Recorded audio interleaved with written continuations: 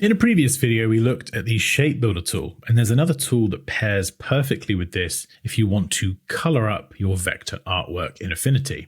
So to access this, we're going to go to the Shape Builder tool, click and hold, and hiding under here, I see you there, is the Vector Flood Fill tool. So we can select it. You can see from the bottom of the toolbar we have a color, and we can always go over here and pick something else. Let's go for a blue. I love a good blue. There we go.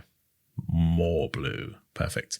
And now we can hover over a vector shape or a curve layer, and we can click, and it's going to add that color. It's literally that simple. And there's a few different options at the top. And can we apply this to a stroke? That's a good question. Haha, no, we cannot.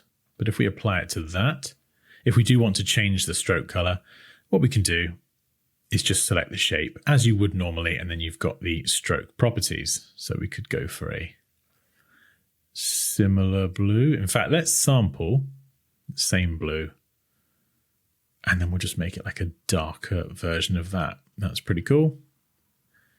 And then just select all the other elements that are using black, and we can use the eyedropper tool to sample that same blue. So yeah, if you have some vector shapes or a graphic and you want to quickly apply color, this is the quickest and easiest way to do it.